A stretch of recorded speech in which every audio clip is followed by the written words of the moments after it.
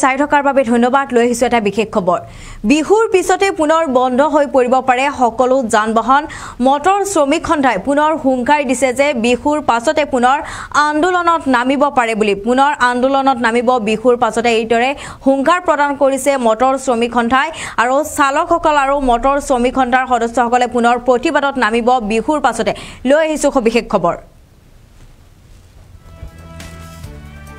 পুনৰ প্ৰতিবাদত নামিব চালক সংকল পুনৰ হুংকাৰ প্ৰদান কৰিছে চালক মটৰ শ্ৰমিক সন্থাই পুনৰ প্ৰতিবাদত নামিব পাৰে বিহুৰ পিছৰ পৰাই ধাৰাবাহিক আন্দোলন কৰিব মটৰ শ্ৰমিক সন্থাই পুনৰ হুংকাৰ প্ৰদান কৰিছে যে বিহুৰ পিছতে চলিব পুনৰ আন্দোলন প্ৰয়োজন হলে বিহুৰ পিছত ধাৰাবাহিক আন্দোলন কৰাৰ হুংকাৰ মটৰ শ্ৰমিক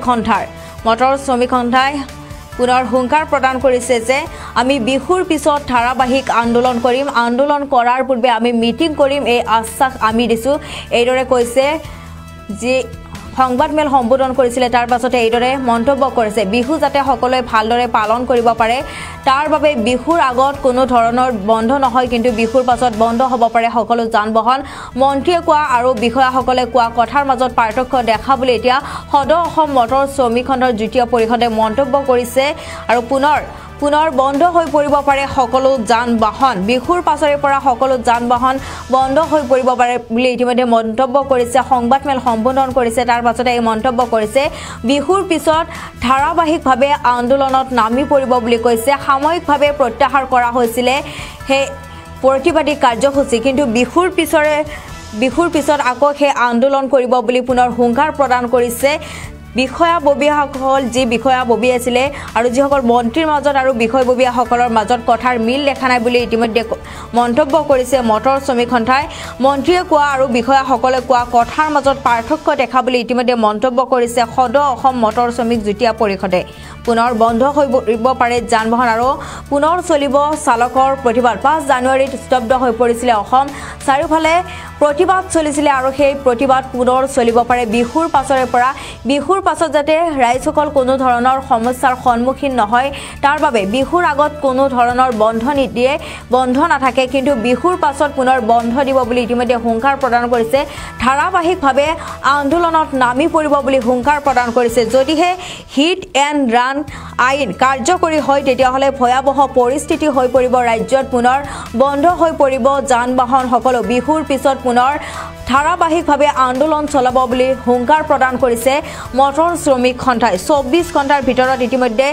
ক্ষমা বিচাৰাৰ দাবীও জনাইছিলে পৰিমল শুক্লবৈদ্যই মন্তব্য কৰিছিলে যে হিট এণ্ড ৰান আইন আনিব লাগে আহিব লাগে কাৰ্যকৰী হ'ব লাগে এইদৰে মন্তব্য কৰিছিলে তাৰ পাছত কৈছিলে যে 3151 জনৰ যি মৃত্যু হৈছিল দুৰ্ঘটনাত সেই মৃতকৰ জীৱন ঘূৰাই দিব লাগে চালকসকলে এইদৰে মন্তব্য কৰিছিলে পৰিবহণ মন্ত্ৰী পৰিমল শুক্লবৈদ্যই তাৰ পাছতে এতিয়া খৰব হৈ পৰিছে মটৰ শ্ৰমিক সন্থা কৈছে যে আমি 3151 জনৰ জীৱন ঘূৰাই দিম কিন্তু এজনৰ জীৱন ঘূৰাই দিয়ক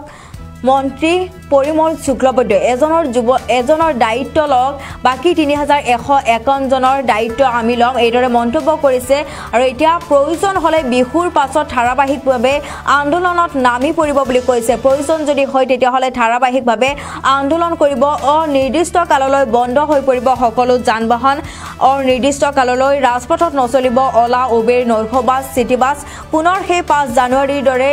ভয়ংকৰ পৰিস্থিতি হৈ পৰিব পাৰে অসমত 5 জানুৱাৰীত ভয়ংকৰ পৰিস্থিতি হৈ পৰিছিল ৰাজ্যজুৰি চাৰিওফালে প্ৰতিবাদত নামি পৰিছিল মটৰ শ্ৰমিক সন্থা আৰু চালকসকলে কিন্তু আৰু বিহুৰ পাছত হয়তো পুনৰ সেই ভয়ংকৰ পৰিস্থিতিৰ সৃষ্টি হ'ব পাৰে ইতিমধ্যে হুংকাৰ প্ৰদান কৰিছে যে মাঘ বিহুৰ পাছতে পুনৰ ধাৰাবাহিকভাৱে আন্দোলনত নামি পৰিব বুলি হুংকাৰ প্ৰদান কৰিছে মটৰ শ্ৰমিক সন্থাই উত্তেজনাৰ সৃষ্টি হৈছে ড্ৰাইভাৰবিলাকে সাংঘাতিক ধৰণে উত্তেজিত হৈছে আৰু কিছুমান অইল উইচাৰ ড্ৰাইভাৰৰ তেওঁলোকে এই ধৰণে উত্তেজনা আনিছে গতিকে আমি আপোনালোকৰ জৰিয়তে আজি আমি কি ক'ব বিচাৰিছোঁ 1 নম্বৰ হৈছে অসম চৰকাৰৰ পৰিবহণ বিভাগেই হওক বা গৃহ বিভাগেই হওক তেওঁলোকে অসমৰ মন্ত্ৰীৰ লগত তেওঁলোকৰ যোগাযোগ আছে নাই 1 নম্বৰ 2 নম্বৰ হৈছে যে মন্ত্ৰীসকলে অসমৰ IAS অফিচাৰ বা IPS অফিচাৰক উচিত সন্মান দিয়ে নে নিদিয়ে এই প্ৰশ্ন আমাৰ মনলৈ জাগিছে আৰু আমি আপোনালোকৰ জৰিয়তে অসমৰ ৰাইজলৈ আৰু অসমৰ